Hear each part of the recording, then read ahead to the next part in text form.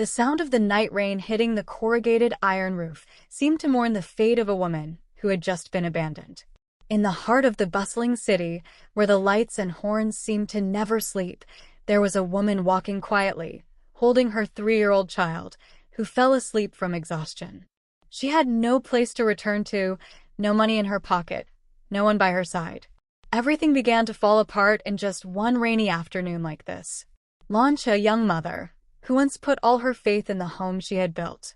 But today, she was kicked out of the house by her husband's family just because of not being a good match, and because of the brazen betrayal of the husband she had sacrificed her youth for.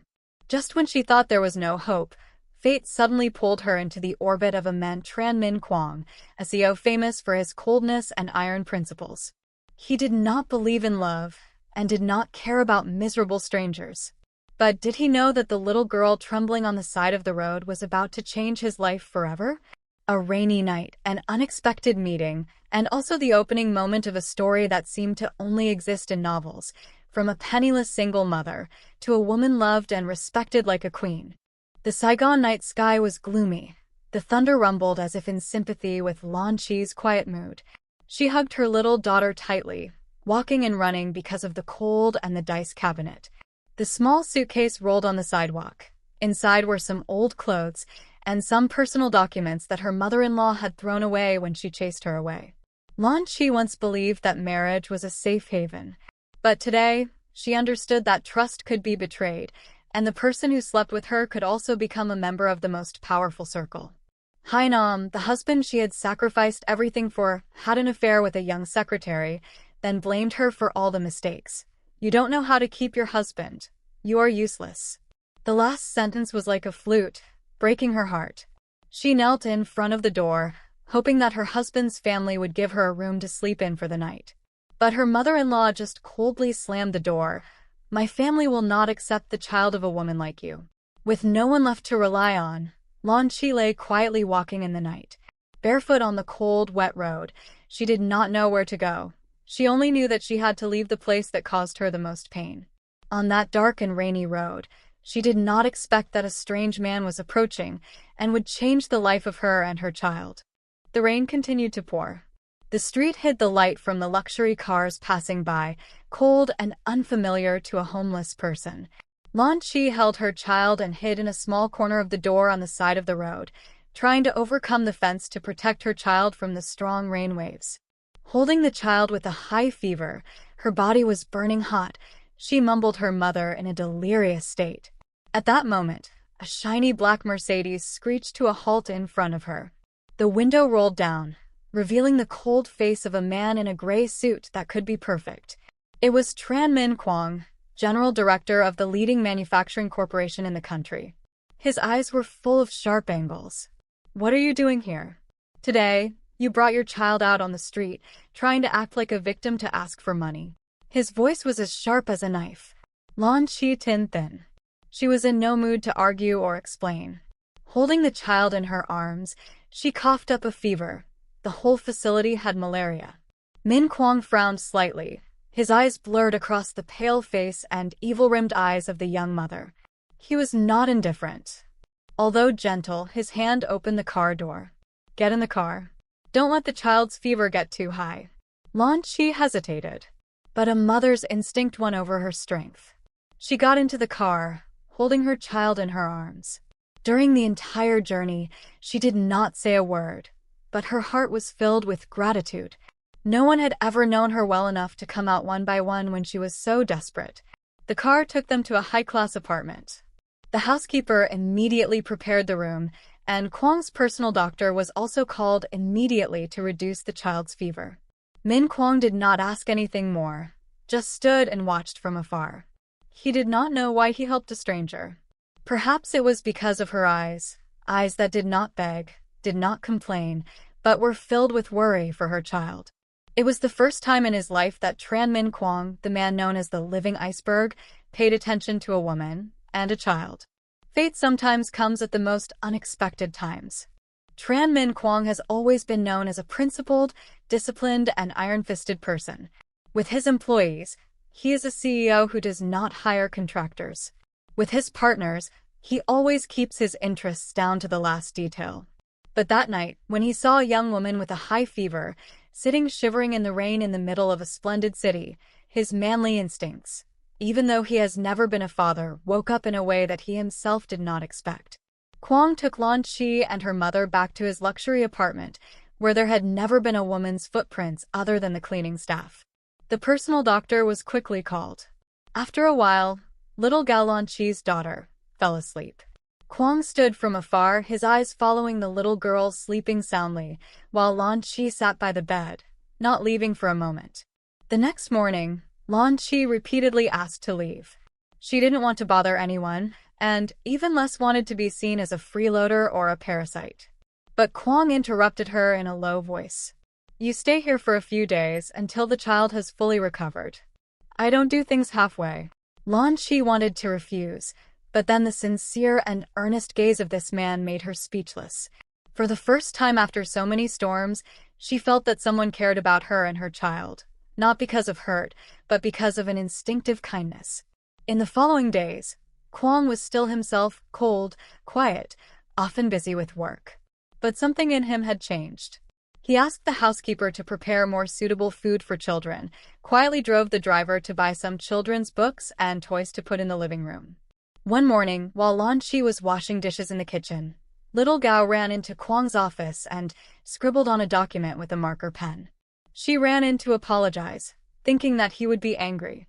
But instead, Min Kwang just looked up at the drawing with a few cracks in his smile, then curled his lips. "That girl has artistic energy. You should invest in her drawing lessons." The rare gentleness made Lan Chi's heart sink. In that seemingly cold person, there was a kind and hidden fire.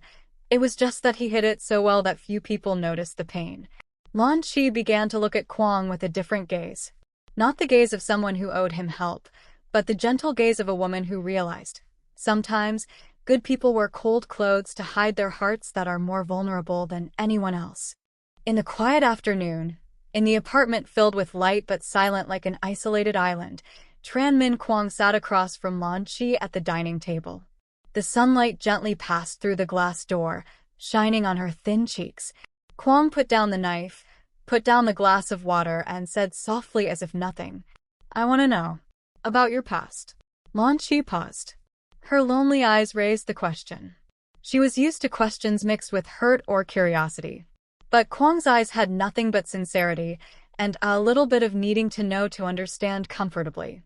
She slowly told everything.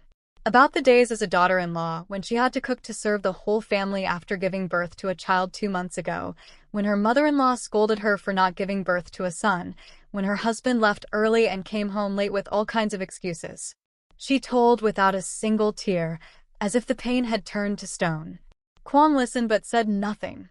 But his hand clenched the glass of water. Finally, he said softly, "You've lived like that for 3 years? Enduring it alone." Lan Chi knocked her head. She smiled faintly. "I'm not good at advice. For me, as long as my daughter isn't hurt, that's enough." But Kwang didn't think so. He looked at her for a long time. Please, something rolled up like a storm wave, both angry, pitying, and above all, admiring. She didn't cry out, didn't wait for favor. She stood up by herself, even though her hands were bare and her heart was broken. Lan Chi stayed up late tonight to rearrange some things in the living room. Kwang passed by, intending to calmly walk towards the library, but stopped when he saw her sewing an old shirt for her daughter. There was no light, only the light from the hallway. She sat on the floor, tilted, her eyes attentive. He was silent. Perhaps he had never found such a gentle and strong woman. "Why didn't you choose the easier way? Give up sooner?" he asked while leaning against the doorframe. Lan Chi did not increase. She simply replied, "Because I used to believe they were family. But now I choose something else, peace. And my daughter deserves it too." From that moment, Kwang knew he did not just feel sorry for her. Rather, he had let her into a part of his heart, quiet and full of images. Although no one said it out loud, something had changed in the atmosphere of the luxurious apartment. Tran Min Kwang, the man who always prioritized numbers and performance, now spent more time at home. Not to rest, but a sense of enlightenment when he walked through the door and found the laughter of little Gao ringing in the kitchen, or the image of Lan Chi pulling flowers, quiet and gentle like a background music. There were times when he returned from the company, still in his suit without a tie, but found himself leaning against the door, watching the mother and daughter playing on the floor. Gao was lightly worried. Lan Chi smiled. Not brightly, but enough to be gentle. Once, when he accidentally had a stomachache and missed a meal, Lan Chi knocked on the door with a bowl of white porridge in her hand. She didn't say much, just went to the table and turned away. But that night, Kwong found the ancient philosopher. Since when has anyone reminded him to eat on time? He began to notice the little things. Lan Chi was always clean but did not touch his papers. She taught her children to say thank you, sorry, and never raise their voices even when tired. She did not hesitate to try to please him, nor did she say anything weak to get hurt. It was her self-respect and delicacy that made him unable to take his eyes off her. One evening, Kwong invited her to dinner at a small restaurant in a secluded area. No wine, no candles, just a simple grilled chicken and salad. He looked at her and slowly said, "I used to think I was not suited to the noise of a family. But now I see having someone by my side is not bad." Lan Chi opened her eyes. She never thought that someone like him, cold, reserved, could say such things. That night, Kwong came home less often than usual. But when he opened the door to his house, the first thing he did was not tie his tie or check his email. But he looked towards the living room, where a woman was reading a book. Next to her was a child sleeping, curled up in her arms. And he knew his heart had changed. The peace did not last long before the old storms came rushing back. One afternoon, when Lan Chi picked up Gao from kindergarten, she suddenly saw a shadow of the same attribute in front of the gate, Hainam. It was still the same face, but now his eyes were full of calculation. He smiled coldly, opened his mouth without a single question. "I came to take me home. You should be mentally prepared." Lan Chi was stunned. She could not believe her ears. The man who had once carried her and her child out of the house, who had denied both status and responsibility, now returned as a father. The following days were a long series of tensions. Hainam filed a petition, asking for custody of the child because Lan Chi did not have a stable income, did not have her own house, and was living to help others. He tried not to restrain all the gentle words to defame her, even enlisted a media lawyer to explode the story. Lan Chi tried to appear calm, but Min Kwong did not. He could not bear to see her get hurt again. He proactively recruited the best team of lawyers, prepared detailed documents to prove that Lan Chi was the best person to raise her child. School schedule, medical records, nutritional menu, everything was clear and distributed. At the trial, Hainam was cold to Lan Chi, who she may have never known. As for Lan Chi, although trembling, she still stood firm. When asked why she did not agree to let the young father raise her, she only said one sentence: "I do not deny him the right to be a father, but I will not let my daughter choose someone who once called her a thorn in the eye." There was no moving device. Min Kwong sat behind, holding her hand tightly, his eyes never leaving her. When the other side's lawyer deliberately attacked Lan Chi's private life, he stood up and spoke for the first time. "If my protection for mother and child is misunderstood, then I would like to make it clear, they do not live for me. I live more happily thanks to them." The truth is that the sentiment and the material made the whole room fall into a state of silence. Enhanced version. Lan Chi won custody of her child. But more importantly, she knew, this time, she was no longer alone. Behind her, there was always someone, ready to step up, not out of obligation but out of love. It was late autumn. The wind was cold through the glass of the high-rise apartment. That day, Min Kwong did not come home early. Lan Chi sat with her child on the sofa, holding a comic book half-read. Her eyes seemed to be searching for something, or someone. The door opened. He walked in, looking tired after a day of showing, but his eyes did not leave her and her child. She was about to get up, but he signaled, "Sit there. I have something to say." He approached and sat down opposite. In his hand was a small box, simply wrapped with white ribbon. No roses, no explosive romantic scene, just deep eyes and an unusually sincere gaze. "You know, all these years I never thought about having a family. Not because I didn't want to, but because I didn't believe I deserved it. But then you came. No noise, no demands, just quietly bringing a child and a time to relax in the pain. And somehow, you made me believe that I could be a husband, a father. He opened the box. Inside was not a diamond ring, but a slender silver ring, engraved with the two of them and a small line. Peace is when we have each other. You've asked so many questions, but you've never asked me this question. Do you want to be my wife? Lan Chi softened. Her eyes sweated, not because of pure emotion, but because a long act filled with tears finally had a gentle stop. She didn't answer right away.